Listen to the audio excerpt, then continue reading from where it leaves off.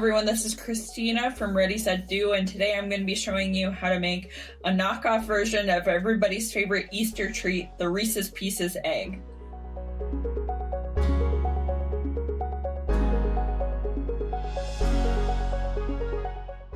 Now, this is a big tradition in my family, and I know I can't lie to myself and say I'm going to eat one.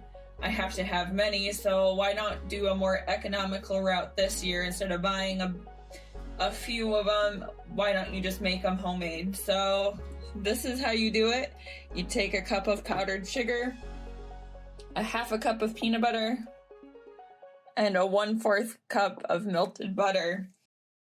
So I'm just gonna go down this line. So we'll go with powdered sugar first. Pour it in the bowl.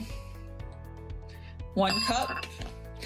Sometimes you might have to add more, so be careful because sometimes it really just depends on, because the powdered sugar is what glues everything together. Then a half a cup of peanut butter, everybody, the favorite part, everybody loves, that keeps people coming back year after year. And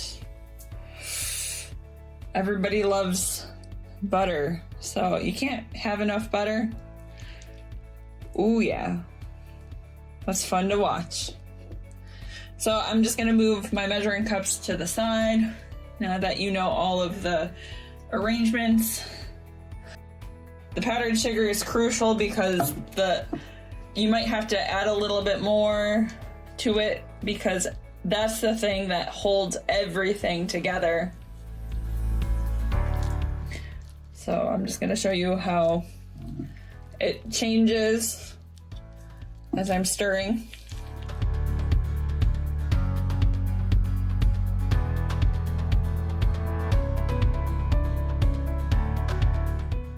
See, it looks very creamy. Like I said, I might have to run to grab some more powdered sugar so everything firms up together.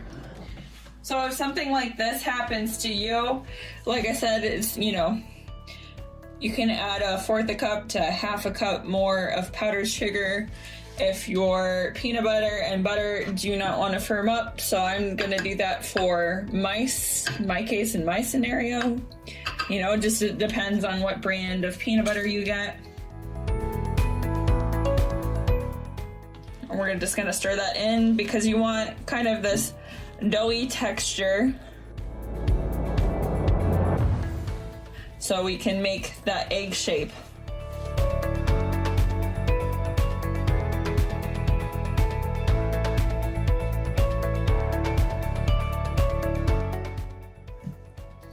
So because this texture is kind of thick, I'm just gonna use the spoon instead.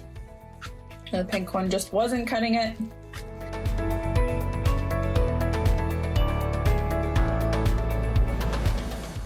Okay, so now that we have it all nice and stirred in, your texture is gonna look kind of like cookie dough. Our next step is to just take it out of the bowl and flatten it out so we can shape it.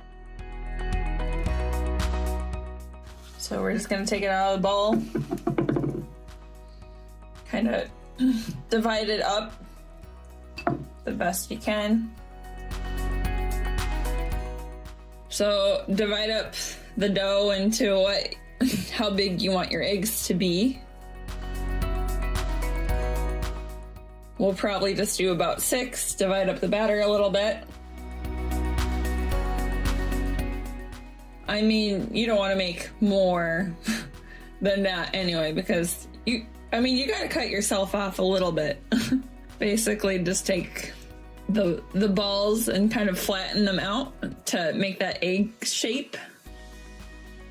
If you want to treat it like cookie dough more so, a suggestion to make them 100% perfect is to have a cookie cutter. I couldn't find one, no matter how many places I looked.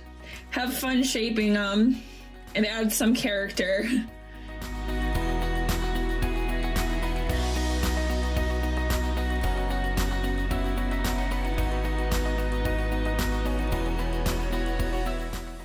Now that I'm done shaping, I'm going to freeze them for about an hour so they maintain that perfect egg form. They're better if they're cooler.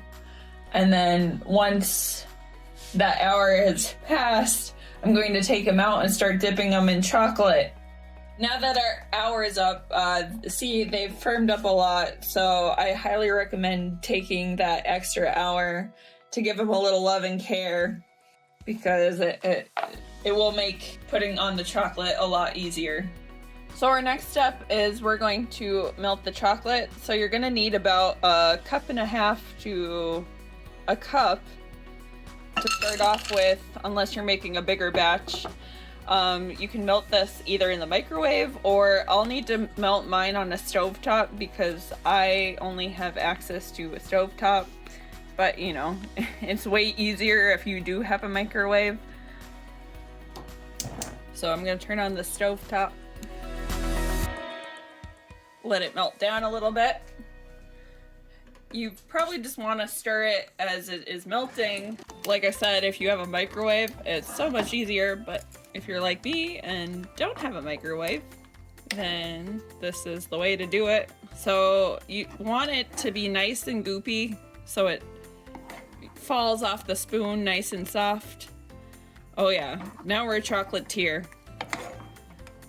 The Easter Bunny will be jealous of your mad cooking skills. So we want it nice and goopy, like I have in my video.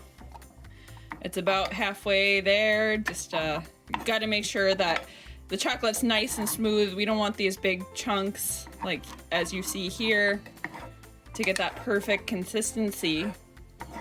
You know, pat down all of the chunks as you're melting.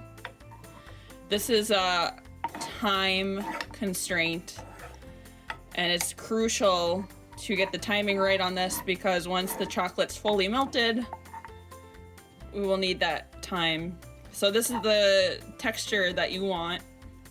Nice and goopy. And let's go put it on our eggs.